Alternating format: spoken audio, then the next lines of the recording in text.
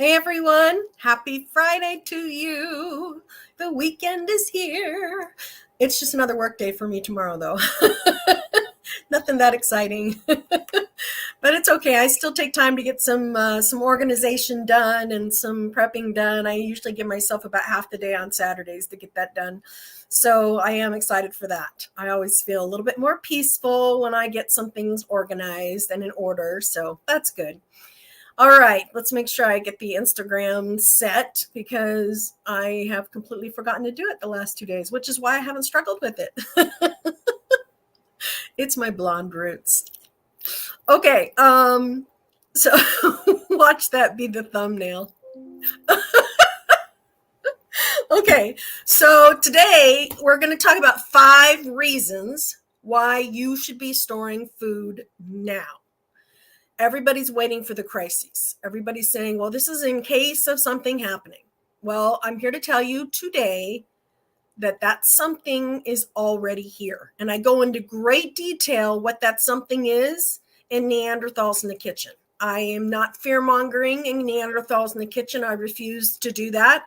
I'm just being very candid and saying, here's some information you may want to consider. Here's some more information you may want to consider. And your way to counteract that is to do this. So that's essentially what I'm doing today, is giving you some information to consider. Some of it is not in the book, but I'm going to give you some food for thought. I don't give you 5 different reasons to stock up on food for right now in the book. I only give you 3, but I'm going to give you 5 today.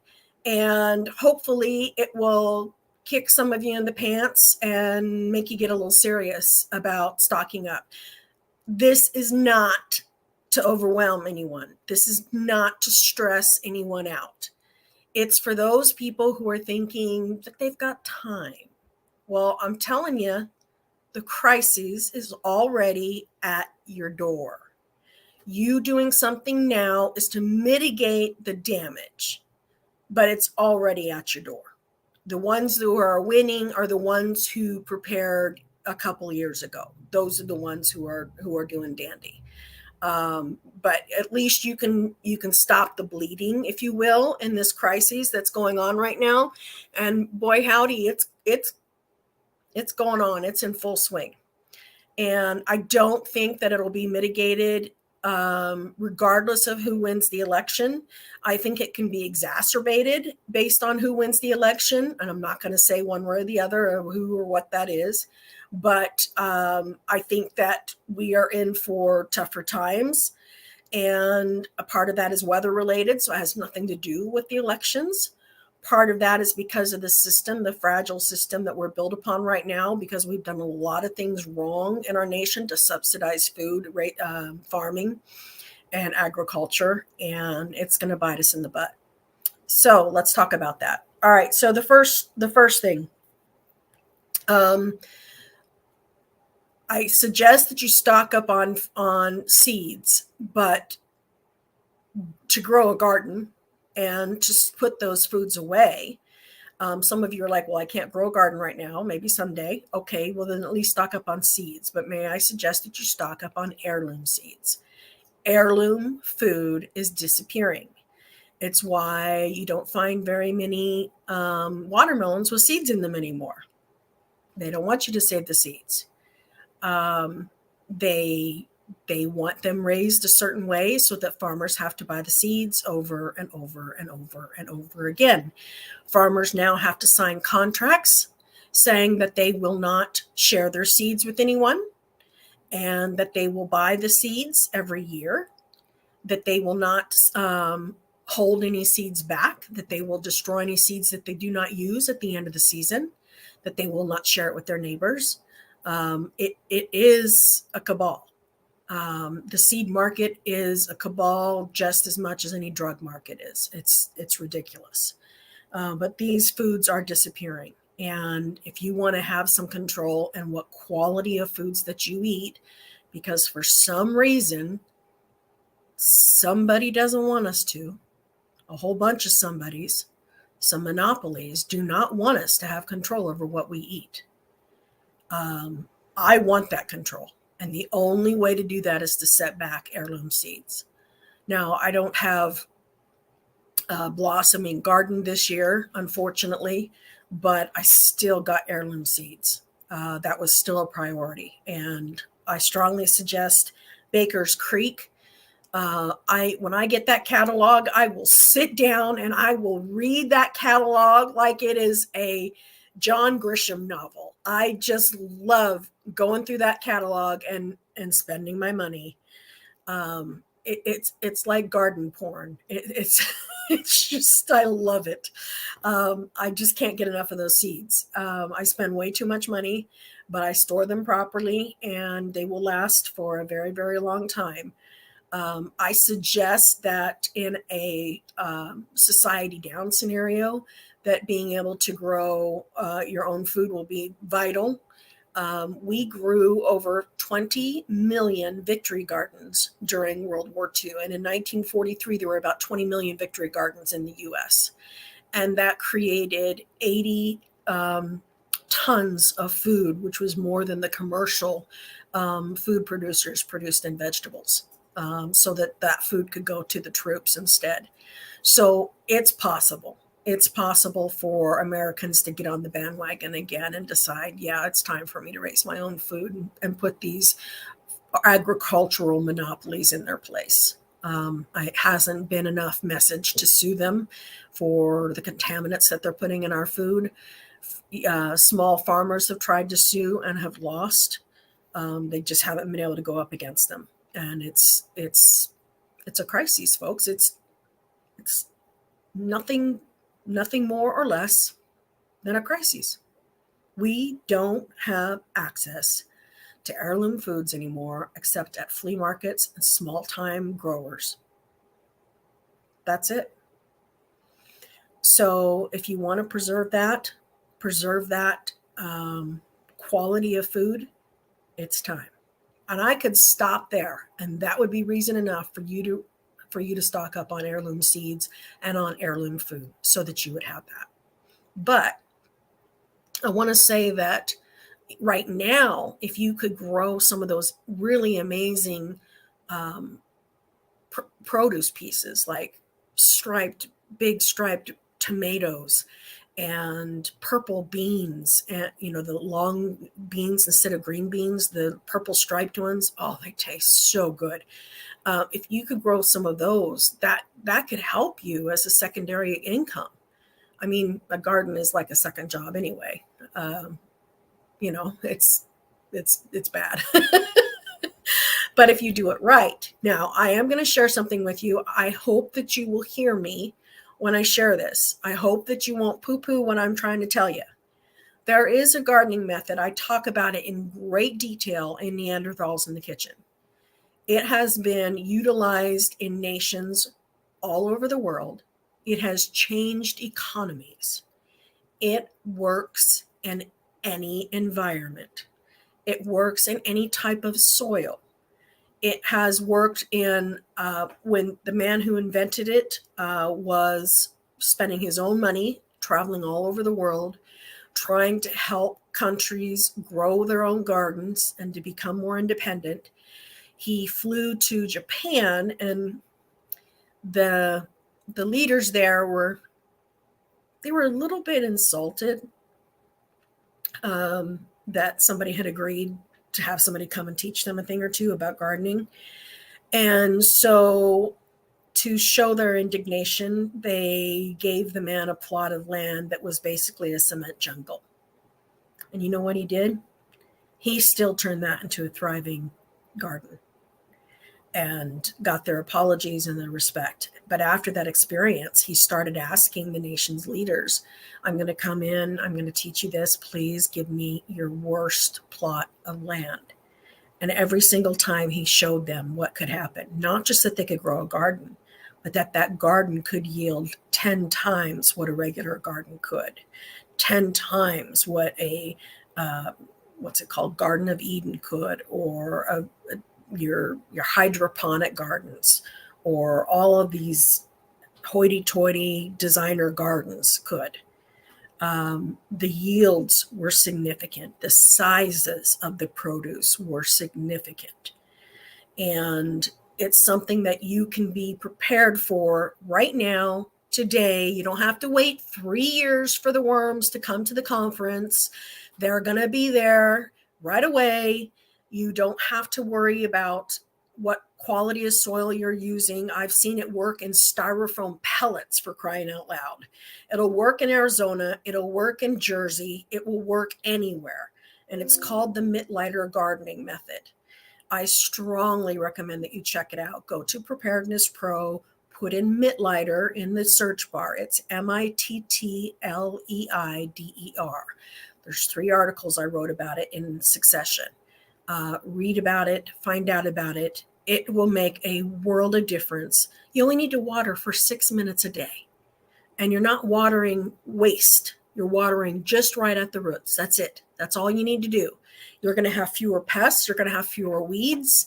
It's amazing. It's logic, though. It's not voodoo. There's no dancing involved. It will work wonders, and you will be so grateful that you discovered this method.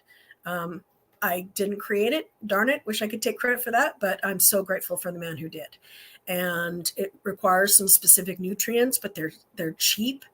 You could have 10 years worth because they have unlimited shelf life. You could have 10 years worth and know that you're good for 10 years in a snap and not even take up a 5-gallon bucket of space. So check it out. So that not only can you have those heirloom foods, but that you can grow them to amazing yields as well.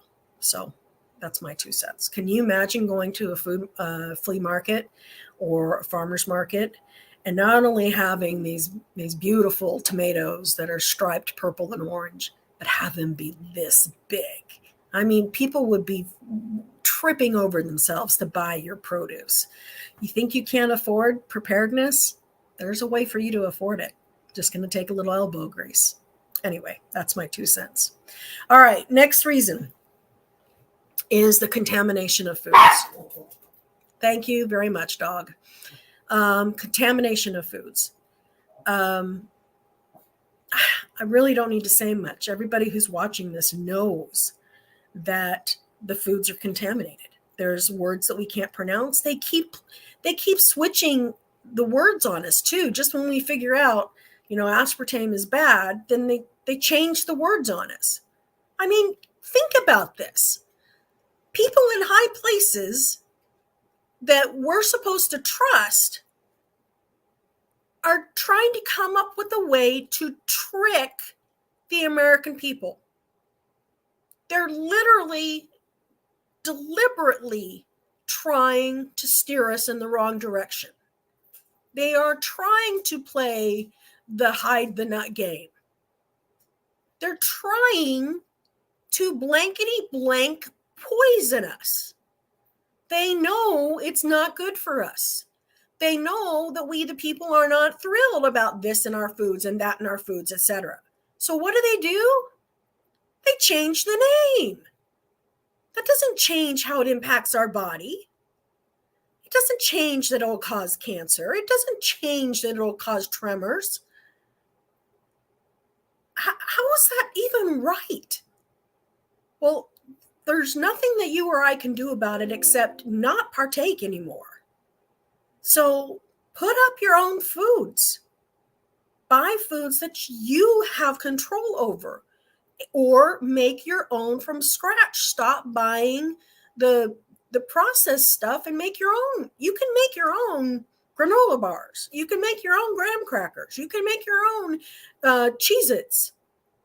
And they're going to taste even better. You can make your own little goldfish. You can make your own, what are they called? Come on. Gummy bears. You can still have the things that you love. You just can make it yourself and know what's in it. It's time for you to stock up the foods that will make the foods that you love. And you're saying, I don't have time to make a loaf of bread. Come on. Get off of social media, maybe not watch as much TV. I'm not saying you're wasting your life. I'm just saying we get in these ruts where we need to do this or we need to do that just to relax because we're so stressed out. By the way, that stress is eliminating vitamin C from your body, just FYI, and some vitamin B and some minerals. But I know that you're taking another job just to afford your food, which is another reason why we need to be stocking up, but I'll get to that in a second. But it only feels like it takes a long time to make these things from scratch because it's new to you. When I make a loaf of bread, it takes me well, it's 4 loaves, 4 or 5 loaves, depending on what I'm making. It takes under an hour. And a lot of that time is wait time. So I can still get on social media if I want to, or I can still watch a decent television show if I want to. I just have to pause while I knead the bread for a few minutes and then put it back in. These things are possible. Our lives do not need to be run by processed foods, by chemicals. You will feel better. If you're feeling wiped out, that you don't feel like you can take time to make yourself quality foods, then you need the quality foods because that's why you're wiped out. That's why you need to stock up on foods now. Stock up on foods that will make the foods that you enjoy. Okay, that's reason number 2. Reason number 3, your markets are being manipulated right now by big conglomerates. Government entities and corporations are buying mega amounts of freeze-dried and dehydrated foods, as well as long-term foods, such as grains and beans, honey, powdered milk, salt, and sugar. That sounds like an interesting list. Doesn't that sound familiar? They're buying up massive amounts. Don't think for a second it's because they're going to share it with you. No, they're looking out for themselves. Don't think for a second it's your tax dollars that they're spending to benefit you. Sorry, I know I sound so optimistic, but that's not what's happening here. They're looking out for themselves, and they are manipulating the markets in doing so. You need to be serious about stocking up before there's nothing left to stock up. The prices are only going to get higher because of the market manipulation. There are items being bought that are causing shortages drastically, all in the name of national security. They are treating it as a hedge market. They're treating your food as a hedge market. Things that you need to live off of. To them, it's just a market. They're manipulating the market for their own financial gain. Yep, I just said that. That's exactly what's happening. So we're already a few steps behind. That's why I said the people that are really doing okay are the ones who were prepared for a year's supply a couple of years ago. And that's why it's a year's supply, is because this kind of market manipulation is going to happen a lot longer than 2 or 3 months. So if you are in a predicament right now where you feel like you have to take a second or a third job just to afford your groceries, the time to have been prepared for that would have been before we got in that position where that 99 cents a pound ground beef was still on your shelves and you could eat that instead of having to pay the astronomical prices now that we have to for ground beef. Now, so you're saying, well, then shouldn't I wait for prices to come back down? They're playing the market. They're manipulating it. What's the one thing that we have to have? It's not gold, although they're manipulating that market too, but it's food. They've discovered that food and fuel are 2 markets that they can manipulate, and we just take it on the chin. So do what you can, stock up on the foods, don't pay too much for it, wait until it comes down in price, make the advertisers and the marketers pay for it, make them subsidize the cost. And then when you can, buy up what you can when it's on sale and then put it up. When I say put it up, can it, vacuum seal it, what have you. Okay? That's reason number 3.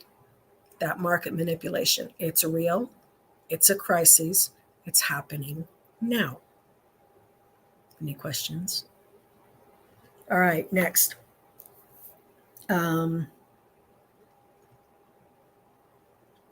Okay, next is the actual manipulation, or not manipulation, but the actual potential emergencies.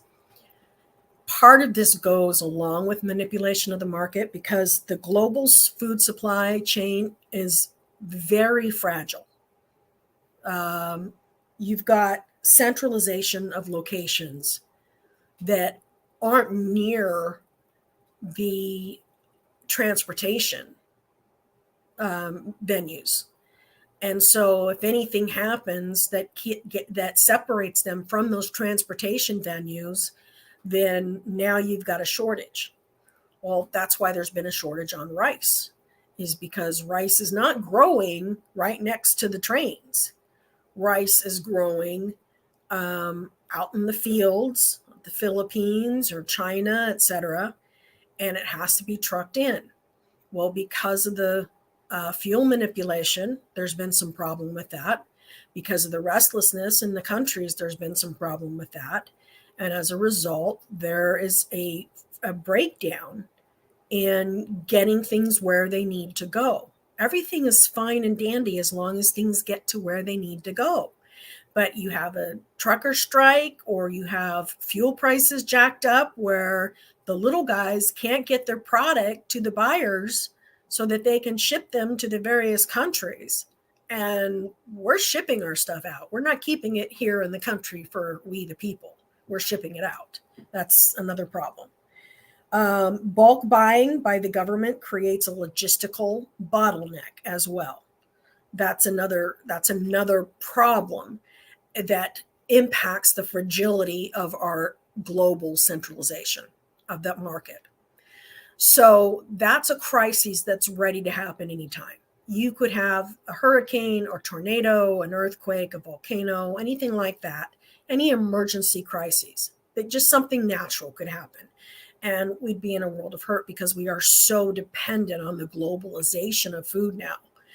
Again, I'm really longing for those days when we had 20 million victory gardens in the US. That would be nice to come back to, I say.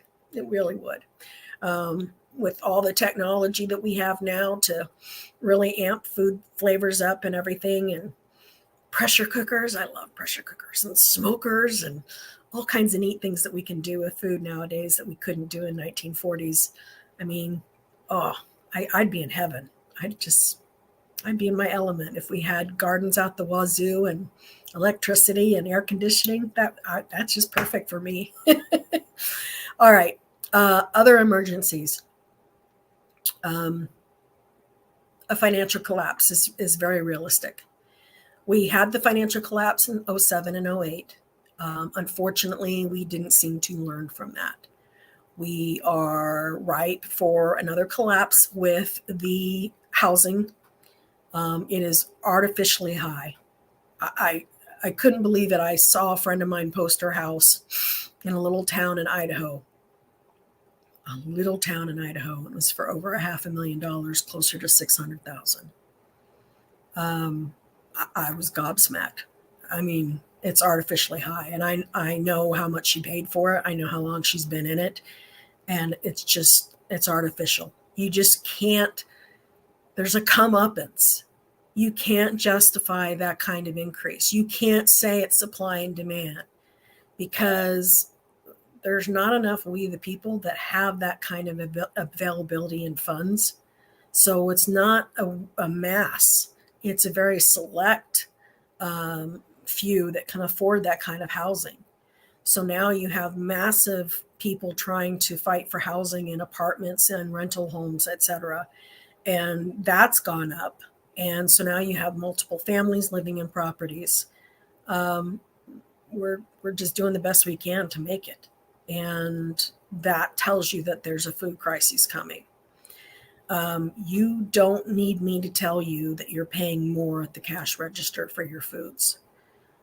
You can listen to certain news stations that tell you that you're not, or that it's only a little bit. It's only 3%. Right. 3%. Oh, that's a good one. Yeah, I did a poll on my Facebook page, Preparedness Pro. You guys should check it out over there. There's a new blog article every single day, except for Sundays. And there's old blog articles because there's over 800 blog articles. There's an old blog article posted every day too. And you can ask questions on there anytime you want. Preparedness Pro. But what was I saying? I've said this a million times. I hate menopause brain. Oh, I did a poll. There we go. I did a poll and I asked people if they could tell me how much their grocery bill has gone up. And I don't have the numbers in front of me now, but I put them in my book. It was a significant number of people that said more than 50%. But I was surprised by the number of people that said it was more than double. I've seen several people post how they went back to their Walmart orders from 2 years ago and that it had doubled when they were able to put in the exact same order, that their grocery bill had doubled. The very least that I saw anybody post was 25%. Nobody said that they haven't been impacted. Some people actually said that they were eating less now. The rationing. We're 2024 in a first world nation, and they're rationing their food. Now you can have some smart aleck say, well, we Americans, we need to eat less. Yeah, if that's our choice. Not because the bozos in DC decide to ignore what's going on and play, Russian roulette with the gas prices. That's not okay. That's not what we pay them for. So that is a crisis, and the financial collapse is coming. Now, it's not going to be announced. You're going to have to pay attention to the news on a daily basis. This went up this high, this fell this low, because those things make a difference. It's not going to say, ta-da, as of today, we have a financial collapse. No, pay attention to your retirement accounts. I don't know if you understand the logistics, if you will, of the law that was passed that was supposed to only impact the wealthy in paying more in their retirement accounts. No, it's going to impact everyone, and it's going to be painful. You just took a massive hit on your retirement account because of this tax. That's part of a financial collapse, people. It's already coming. You're already being hit left and right. They're playing whack-a-mole with your money. And they're good at it. So financial collapse. What little bit of information we are being given about other nations targeting us is that we are ripe for a massive attack on our let's just say our foundational services, whether it be water, whether it be electricity, whether it be our internet, but that we are ripe for such an attack and that there's nothing we can do to defend ourselves against it. That China is ready to pounce. Okay, that would be a crisis. That's realistic. Anybody think it's not? China holds so much of our debt. They're, like they said, they're paper tiger. They hold so much of our debt. For a while there, Japan was holding even more of it. But now China's back and holding more of it. They waffle back and forth, those two. Anyway, that's the bad news.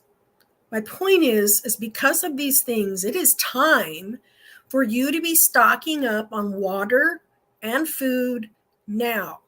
But the reason why I didn't say water, of course you need water to go with your food, but the reason why I didn't say water is because I'm not talking about needing to use your food for a society down scenario. I'm talking about stocking up on your food to fight back on these 5 things. emergencies that are actually happening,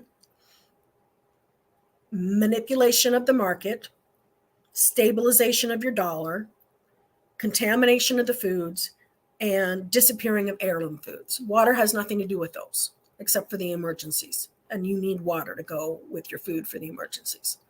I have a rule in my house. If it comes in as a meal, it's accompanied by the water that it's going to take for that meal. Otherwise, I don't count that as a meal. I don't get to count it as food unless it's got the water to go with it. So I may have 600 cans of food, but unless I've got the water to go with it to make the meal, it doesn't count. So think about that.